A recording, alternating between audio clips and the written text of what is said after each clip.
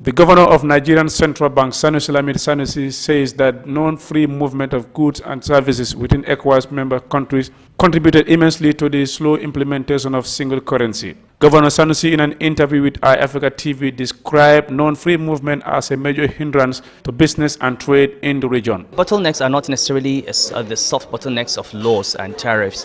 There are also hard bottlenecks like transportation.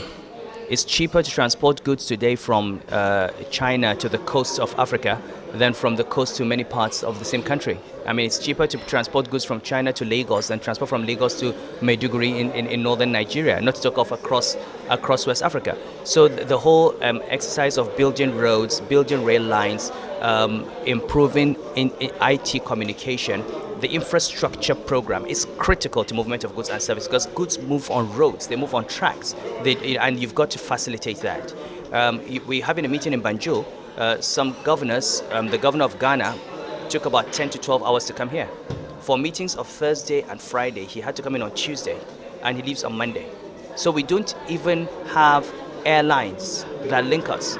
It's easier to travel every day. If this meeting was in London, he would not be out of his office for 5 days. He'll leave Ghana, Accra at night, get to London in the morning, have the meetings, leave London on Friday evening and get back to Accra. Now, we need to look at all those as part of the integration, and when we make progress, then we get to single currency. Governor Sanusi said the challenges confronted by the member states are difficulties to improve and sustain their performances on the meeting criteria.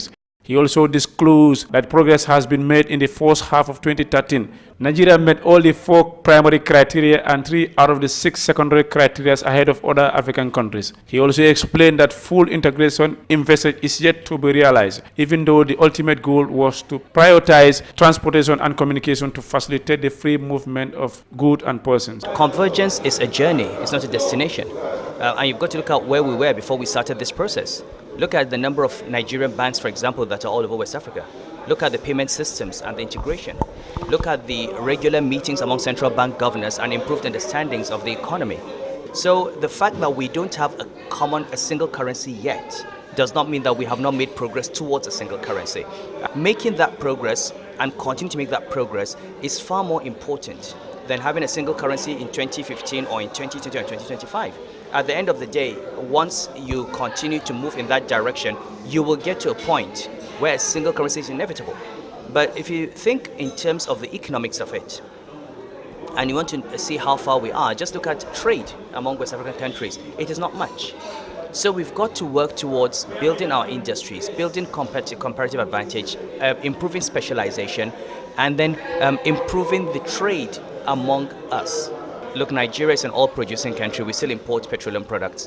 What would it take for Nigeria to build refineries and be supplying refined products to West Africa? Why do you need to import petrol from the UK or from France if you can get it on a pipe from Nigeria? If you've got gas in Nigeria, why can't you provide enough gas for you to fire your power plants in West Africa? If you've got raw materials, you've got groundnuts, you've got manufacturers in Gambia or in Ghana, why can't you export it? Why do we need to import oil from Malaysia? Now, if we begin to build those industries where we have comparative advantage, skills, education. Ghana is a hub for education in West Africa. People send their children to Ghanaian schools. And these are things that we keep underestimating. Now, as we continue to improve visible and invisible trade, then it makes a lot of sense to have a single currency. The road to establishment of the zone has been disappointingly slow and halting. It could be recalled that commencement date for the second monetary union has been postponed 3 times. In May 2005, head of state and government of WAMS met to recommit themselves to establish a single currency space, but also failed in 2009.